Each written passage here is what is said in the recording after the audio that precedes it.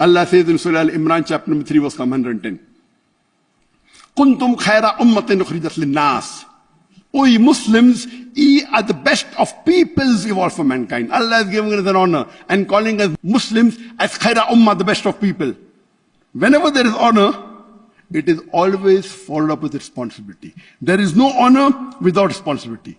So when Allah is giving such a great honor to us and calling us the khaira ummah, the best of peoples, isn't there any responsibility?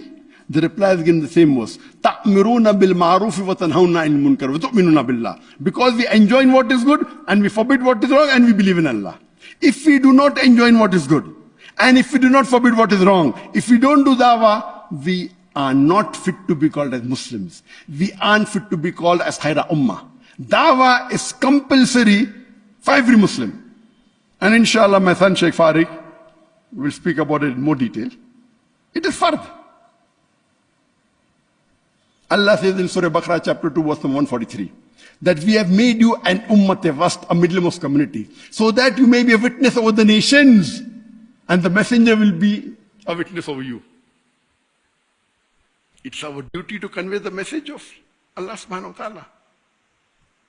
And our life, the Islamic life, is a balanced life. Unlike other beliefs, it either talks about the body or fulfillment of the soul.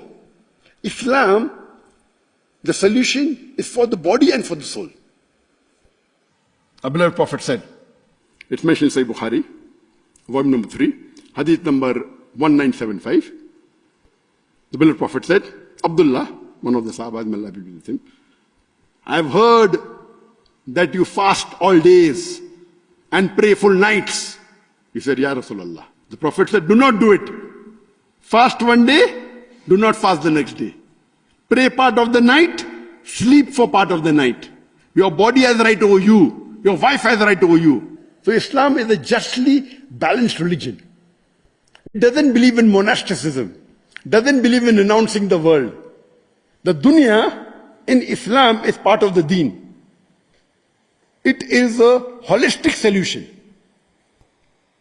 And furthermore, when people talk about happiness, talking about billionaires, we know the example of Christina Onese, who inherited wealth after her father died, who was a billionaire, and during interview she was asked that you are the richest woman in the world. She said, yes, I'm the richest woman in the world, but also the most unhappiest woman in the world.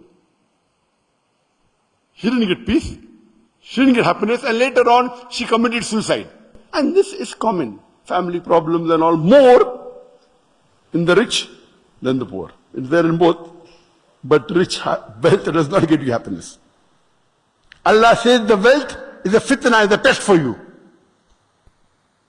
And Allah says in the Quran, in Surah Rad, chapter number 13, verse number 28, verily in the remembrance of Allah do hearts find contentment. Verily, in the remembrance of Allah, do hearts find contentment. And that reminds me of a very good example of one of the greatest scholars of the medieval age, Shaykh al-Islam ibn Taymiyyah. And we knew he lived a life of poverty. He was imprisoned, he was threatened by the enemy, he was tortured. So when the enemy threatened him, what did Shaykh al-Islam ibn Taymiyyah said? He said that what can you do to me? What can you do to me? If you imprison me, if you put me in jail, I would do zikr of Allah. Zikr, praise, and remember Allah. If you exile me, I would tafakkur. I would contemplate on the creation of Allah. If you execute me, I would be a shaheed. I would be a martyr. My Jannah is in my heart. Imagine a person who's not afraid of dying. Whatever you want to do, you do. You cannot take away the Jannah. My Jannah is in my heart, and I'm not of this dunya, I'm for akhirah.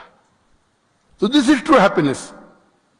Even though he lived in poverty, even though he was taught. And if you read the statement of Ibn Qayyim, may Allah have mercy on him, he was one of the well-known students of Shaykh al-Islam ibn Taymiyyah, he says, the life that Shaykh al-Islam ibn Taymiyyah lived of poverty, he was imprisoned, but I've never seen in my life any man who's more happier than Ibn Taymiyyah. Imagine life of poverty, being tortured to give up his mission. He didn't budge. If you imprison me, I will do zikr of Allah. If you exile me, I will contemplate on the creation of Allah. If you execute me, I'll be shaheed. My Jannah is in my heart, so you cannot take away his Jannah. So this is true happiness.